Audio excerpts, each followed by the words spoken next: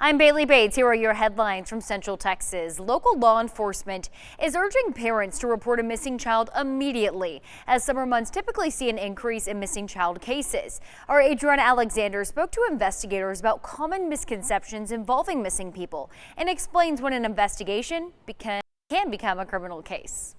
The National Center for Missing and Exploited Children reports that in the summer months, May, June, and July, is when the most missing children are reported across the U.S. Every report of a missing child is taken extremely serious here at the Bell County Sheriff's Office and other law enforcement agencies as well.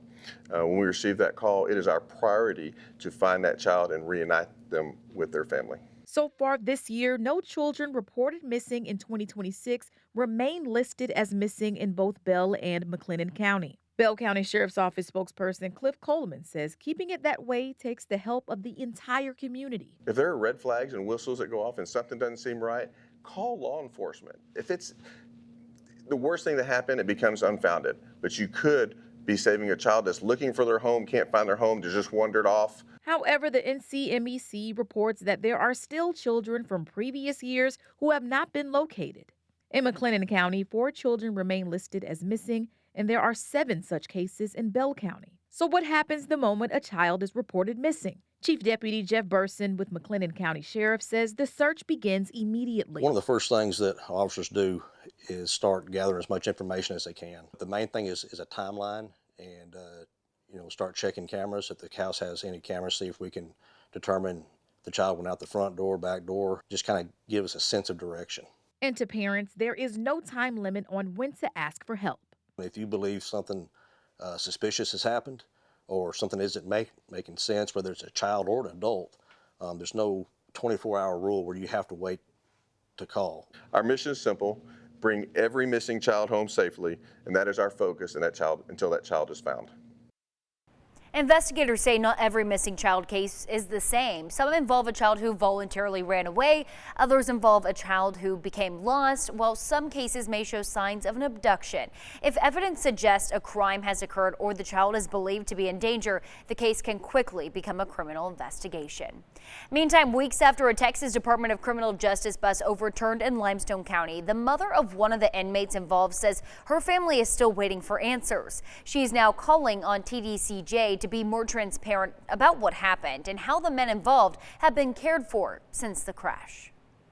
It's been 3 weeks since a TDCJ transport bus carrying 26 inmates overturned on State Highway 164 near Groesbeck. The Texas crash report now reveals the driver fell asleep behind the wheel, sending the bus off the road and into a ditch. The report also states every inmate on board was injured. He fell asleep. He fell asleep. It's right here in this report. Does he have a second job? Was he moonlighting? Why was he tired? That's the question Beverly Thurston has been asking since the July 1st crash. Her son was one of the 26 inmates on the bus.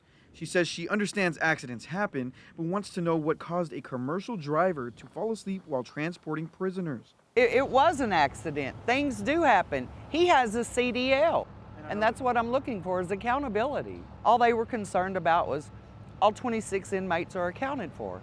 Accounted for means what? They're there? Thurston says those questions have gone unanswered. The rollover sent 5 inmates to Limestone Medical Center, 2 to Parkview Regional Hospital, and 1 was care flighted to Baylor Scott and White in Waco. Thurston says her son had a pre-existing back condition and now uses a walker after the crash. She also says it took a week before her family heard he was even alive. He got a free phone call without being anything set up on July 8th to let me know I'm alive. 2 weeks later, they done x-rays.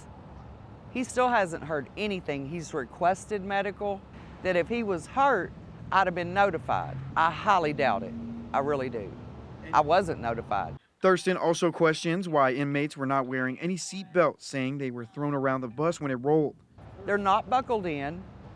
They have no concern about they call us loved ones, the family members. She's now asking the agency to explain how the crash happened, whether driver fatigue could have been prevented, and what's being done for the people who were injured. I want accountability. I want medical care for them, all 26.